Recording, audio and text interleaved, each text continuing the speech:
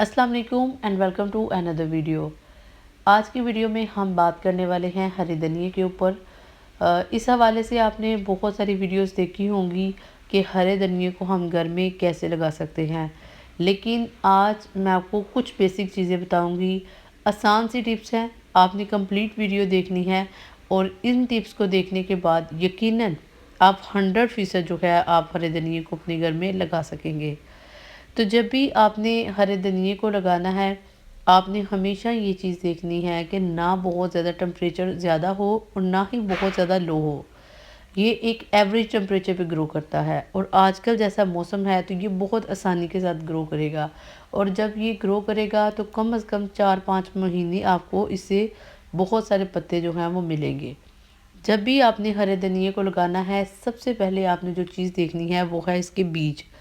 इसके बीज हमेशा जो है वो थोड़े थोड़े से ग्रीन होने चाहिए। बहुत ज़्यादा जो ड्राई रोस्ट होते हैं वो नहीं होने चाहिए, क्योंकि वो ग्रो नहीं करते।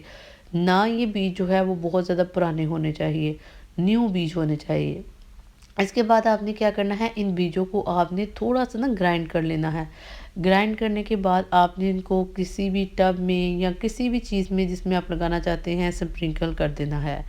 सिर्फ एक चीज़ जो आपने इसके अंदर देखनी है वो यही देखनी है कि आप जिस भी बैग के अंदर लगाएं या जिस भी बाल्टी के अंदर लगाएं, उसका सरफेस एरिया जो है वो थोड़ा सा खुला होना चाहिए।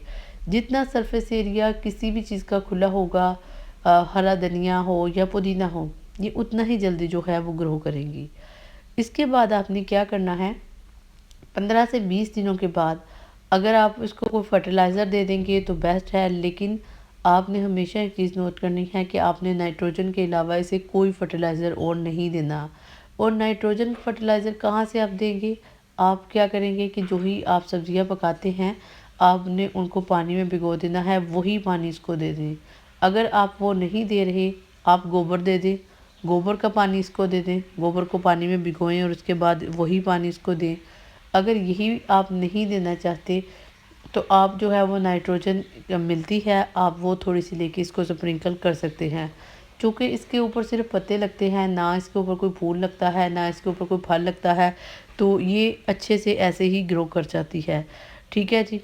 सेकंड चीज़ कि जो हरा धनिया है इसको आप साल में 2 दफ़ा लगा सकते हैं, एक फरवरी में और एक नवंबर में।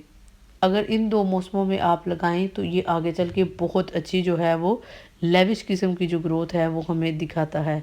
अच्छा, एक और चीज़ कि इसके धनिए के बीज जो हैं वो अच्छे वाले हम कैसे ले सकते हैं। जब आपका धनिया जो है वो उगता है तो आपने क्या करना है, इसके ऊपर बाद में थोड़े से बीज भी लगते हैं, आप उन बीजों को स्टोर करें और नेक्स्ट जो आपने लगाने होते हैं आप वहीं से लेके इसको लगा सकते हैं। ठीक है जी। तो ये थी मेरी वीडियो। उम्मीद है कि आप लोगों को वीडियो अच्छी लगी होगी।